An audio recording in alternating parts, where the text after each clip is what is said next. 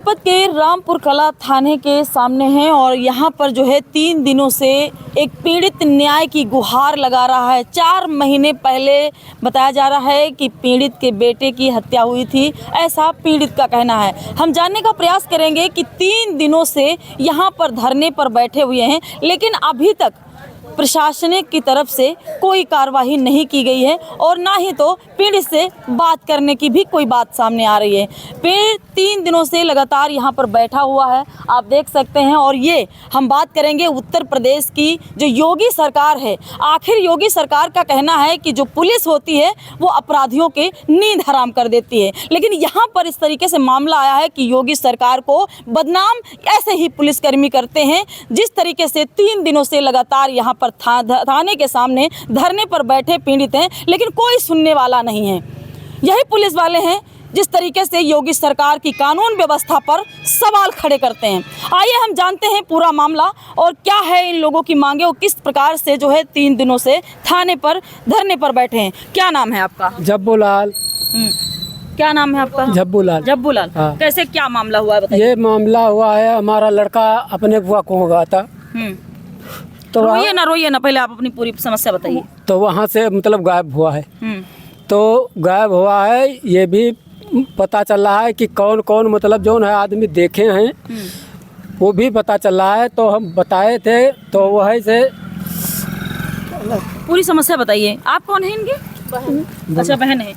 क्या है समस्या, पूरी घटना बताइए। कब की ये क्या कैसे घटना हुई थी? ये 14 मार्च की घटना है। 14 मार्च को बुआ के घर से हमारा भाई निकला था और फिर वहाँ से मतलब गायब हो गया। लोग देखे हैं कि इधर गया है उधर गया है। एक औरत को, क्या नाम था?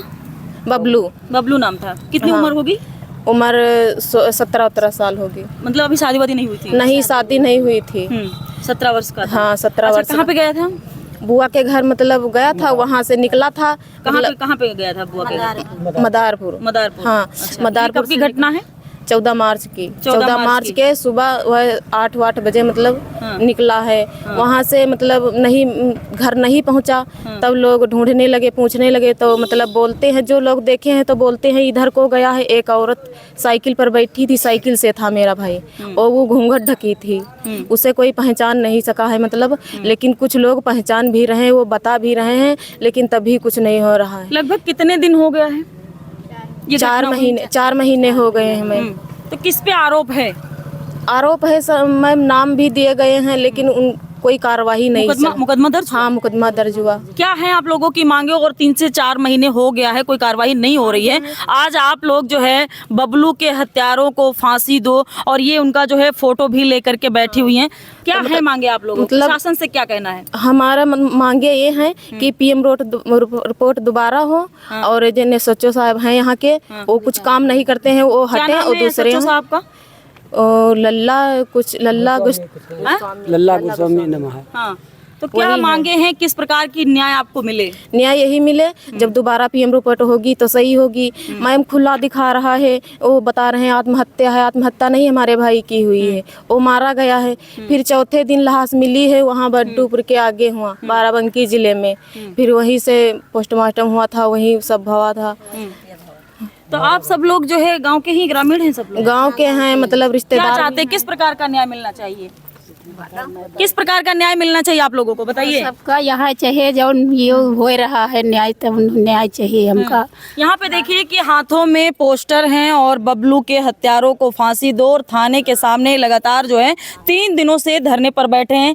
भीम आर्मी के कुछ कार्यकर्ता भी यहाँ पर बैठे हैं और लगातार जो है न्याय की गुहार लगा रहे हैं। आजाद समाज पार्टी। कौन सा संगठन है? DPS संगठन। DPS पूरा इसका बताइए संगठन क्या? दलित पिछड़ा शोषित एकता समिति, अमरीश कुमार बौद्ध, जिला अध्यक्ष सीतापुर। अच्छा, तो दलितों की आवाज के लिए यहाँ पर आप बैठे हैं जो धरने पर। थोड़ा सा बैठ जाते हैं, थोड़ा सा पैर हटाइए जरा। बताइए पूरा मामला बताइए, क्या कैसे घटना हुई और यहाँ पर जो पीड़ितों के साथ आप बैठे हैं किस प्रकार की न्याय होनी चाहिए? देखिए, 4 महीने पहले की घटना है, लगभग 5 महीने को होने के हैं। ये अपने फूफा के वहाँ गए थे रिश्तेदारी में, वहाँ से गायब हुए, जिसकी सूचना थाने में दी गई। 3 दिन तक पुलिस वाले इसमें हिला हवाली के कोई जांच नहीं किए। पीड़ित परिवार भटकता रहा, ढूंढता रहा। 3 दिन बाद चौथे दिन पीड़ित के पिता जो हैं, पिताजी लड़के के, वो एसपी ऑफिस पहुंचे थे। एडिशनल एसपी के सामने बात हो रही थी, एप्लीकेशन देने गए थे कि सर थाना रामपुर कला में हमारी सुनवाई नहीं रही हुई है, 18 साल का लड़का हमारा जो है गायब हो गया है, हम आपसे न्याय की उम्मीद करने आए हैं। बात ही हो रही थी, 2 मिनट बाद फ़ोन आता है कि एक डेड बॉडी उसको क्या कहते हैं, भगोली शारदा नहर में मिली है। उसके पास मोबाइल था, आधार कार्ड भी था। उससे जानकारी हुई कि लड़का जो है झब्बूलाल का है। 4 दिन बाद डेड बॉडी मिली है। किस गांव के हैं रहने वाले? ये रहिका गांव का मामला है और मदारपुर से वो गायब हुए थे। मदारपुर से जो गायब हुए थे उस समय वो एक महिला के साथ गायब हुए थे, जिसका रिकॉर्ड एक कैमरे में था। उस कैमरे की जो मेमोरी थी वो सरैया स्टेशन में पीड़ित परिवार, जब पुलिस छानबीन नहीं कर रही थी तो मजबूरी है कि पीड़ित परिवार कहीं ना कहीं से तो पता लगाएगा कि हमारा लड़का किसके साथ गया है, कहाँ गया है। उस मेमोरी को जनसेवा पे लेकर गए। उन्होंने कहा ठीक है, 2 दिन का समय लगेगा, लखनऊ की टीम आएगी, जो भी साक्ष्य हैं वो आपको दिखा दिए जाएंगे। इसकी जानकारी रामपुर कला में एक दिलीप शुक्ला दरोगा हैं, उनको जानकारी हुई कि ये लोग साक्ष्य जुटा लेंगे, तो ज़बरदस्ती उस मेमोरी को चौकी पे मंगवा लिए सरैया, जिसकी जानकारी। पिछड़ों के लिए आप जो है धरने पर बैठे हैं और आज 3 दिनों से आप लोग धरने पर बैठे हैं। जी 3 दिनों से बैठे हैं थाने के जी, बाहर। तीसरा। क्या प्रशासन की तरफ से कोई आश्वासन मिला या क्षेत्राधिकारी जो बिस्वा हैं वो यहाँ पर आए, या थाने के जो थाना प्रभारी हैं वो आपसे पूछने का प्रयास किए कि आखिर आप लोग 3 दिनों से धरने न्याय की मांग कर रहे हैं, कोई प्रशासनिक की तरफ से आपको आश्वासन देने यहाँ पर कोई आया? प्रशासनिक क्षेत्राधिकारी भी आए थे, उनसे भी बात हुई हमारी, लेकिन पीड़ित परिवार को न्याय देने के लिए कोई मजबूती के साथ खड़ा नहीं। दूसरी बात, योगी सरकार कहती है कि महिलाओं का सम्मान किया जाता है। पीड़ित परिवार अपने साथियों के साथ में थाना परिसर के अंदर धरने पे शांतिपूर्वक तरीके से, लोकतांत्रिक तरीके से धरना प्रदर्शन कर रहे थे। रात में क्षेत्राधिकारी के कहने पे रामपुर कला थाने के पुलिस वाले जबरदस्ती थाने के बाहर जंगल में सांप कीड़ा मकोड़े घूम रहे हैं। पानी बरस रहा था, पानी बरसते समय महिलाओं की सुरक्षा जो सरकार करती है, इनको थाने के बाहर जबरदस्ती भगा दिया गया। क्या यही योगी सरकार का न्याय है? योगी सरकार तो कहती है जो अपराधी हैं वो उनकी तो नींद हराम है योगी सरकार में, लेकिन जिस तरीके से प्रशासन काम कर रहा है, क्या लगता है कि जो कानून व्यवस्था है वो सही ढंग से चल रही? नहीं, जो कानून व्यवस्था है कि किसी भी तरीके से, अगर किसी भी एंगल से देखा जाए तो ये सही तरीके से नहीं चल रही है। सब जगह पे भ्रष्टाचार फैला हुआ है। अब क्या मांगे हैं आप लोगों की? पीड़ित परिवार की जो मांगे हैं, पहली मांग ये है कि जो डेड बॉडी है बबलू रावत की, उसका दोबारा से पीएम किया जाए वीडियो रिकॉर्डिंग के माध्यम से। दूसरी मांग ये है कि इस थाने का जो भ्रष्ट एसएचओ बैठा हुआ है, क्या नाम है यहाँ के थाना प्रभारी का? लल्ला गोस्वामी जी, तत्काल प्रभाव से इनको यहाँ से हटाया जाए, नए एसएचओ साहब आएँ और एक टीम गठित की जाए जिसमें पीड़ित परिवार के सदस्य रहेंगे और जो भी जांच का अधिकारी अपने तरफ से रखना चाहें वो रहेगा, और एक संगठन की तरफ से व्यक्ति रहेगा। पूछताछ जितनी भी होगी आमने सामने होगी, अकेले में कोई पूछताछ नहीं होगी। ये पीड़ित परिवार की मांग है। वैसे कानून व्यवस्था की अगर हम बात करें, जहाँ पे डबल इंजन की सरकार होगी, उस सरकार में कानून व्यवस्था इस स्तर तक जाएगी आपने कभी सोचा नहीं होगा। लगातार जो है देखने को मिलता है कि पीड़ित न्याय के लिए भटक रहा है, या तो बनाता है और कार्रवाई नहीं करता है और पीड़ित पर ही उल्टा दबाव बनाया जाता है, और या फिर एक और सवाल हो सकता है, या फिर किसी बड़े नेता का दबाव हो सकता है। बिल्कुल। इसमें क्या लग रहा है, क्या मोटी रकम चली है या किसी नेता का दबाव है? इसमें तो हमको लग रहा है मोटी रकम चली है। मोटी रकम चली है, उसको जब तक ये हजम नहीं कर लेंगे इसमें कोई कार्रवाई नहीं करेंगे। और ये बेस्ट अधिकारी बैठे हुए हैं मोटी रकम खा करके, तो तत्काल प्रभाव ऐसे अधिकारियों को बैठाने की क्या जरूरत है जो पीड़ित को न्याय ना दे सके? थाने में बैठे हैं न्याय मांगने पुलिस के लिए। प्रशासन को कार्रवाई करने में इतना संकोच क्यों हो रहा है? साफ साफ जाहिर हो रहा है कि कहीं ना कहीं मोटी रकम चल चुकी है। बिल्कुल ऐसा ही है, बिना रकम लिए ही, ऐसा नहीं, क्योंकि पीड़ित परिवार के साथ में कोई बात ही कब नहीं। तक आप लोग धरने पर बैठे रहेंगे? ये अनिश्चितकालीन धरना चलेगा जब तक पीड़ित परिवार को न्याय नहीं मिलेगा। अगर यहाँ से न्याय नहीं मिलता है, बरसात का मौसम है, पानी बरसेगा और आप लोग इस खुले आसमां के नीचे कब तक धरने पे बैठेंगे? गर्मी भी हो रही है, बरसात भी हो रही है, और इस तरीके से आप जो है यहाँ पे धरने पे बैठे हैं और प्रशासन नहीं आपकी कोई सुन रहा है, तो आखिर कब तक धरने पर बैठे रहेंगे यहाँ? ये अनिश्चितकालीन धरना है। पानी बरसे, आंधी आए, तूफान आए, बादल फटे, हम लोग यहाँ से हटने वाले नहीं हैं जब तक बबलू रावत को न्याय नहीं मिल जाएगा। पानी बरस रहा था रात में, हम भीग रहे थे, महिलाएं भीग रही थी, तिरपाल तान के हम लोग नीचे खड़े हुए थे, और जबकि जो दोषी लोग हैं उनको साथ सम्मान सभागार के अंदर रात में 12 बजे 2 बजे बैठाया गया, और जो पीड़ित है उनको धक्के मार करके थाने के बाहर कर दिया गया। ये न्याय व्यवस्था है यहाँ की। अपराधियों की खातिरदारी होती थाने बिल्कुल के अंदर। बिल्कुल, रात में हुई है खातिरदारी, साथ सम्मान के साथ सभागार में बैठाया गया, और जो पीड़ित परिवार है उसको बरसात के अंदर जंगल में भेजने का काम यहाँ के भ्रष्ट अधिकारियों ने किया है।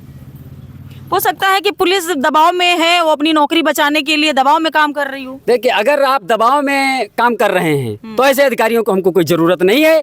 वो अपना यहाँ से इस्तीफा मारे, घर में जाएं, और जो मजदूर किसान क्या करता है, अगर वर्दी मिली है तो इसके सम्मान के साथ काम भी करना चाहिए। हम वर्दी का सम्मान करते हैं, लेकिन वर्दी के अंदर हो सकता है कि घूस दे करके वर्दी मिल गई, वो पढ़े लिखे जो मेहनत करके वर्दी पाते हैं वो वर्दी की अहमियत को समझते हैं कि हम जनता के लिए काम कर रहे हैं। बिल्कुल बिल्कुल, जो 10 लाख 50 लाख रुपए दे करके आएगा तो पहले वो वसूली करेगा, जाहिर सी बात है, जनता की नहीं सुनेगा। जो अपनी मेहनत से आएगा, ईमानदार होगा, उसको आप पैसे से तौल दीजिए, वो पैसे को एक किनारे करेगा, ईमानदारी से काम करने का कार्य करेगा। ऐसे अधिकारियों की हमको आवश्यकता है। अगर ऐसे अधिकारी आपके पास हैं तो भेजिए, और बबलू रावत को न्याय देने का कार्य कराइए। आप सब क्या चाहते हैं?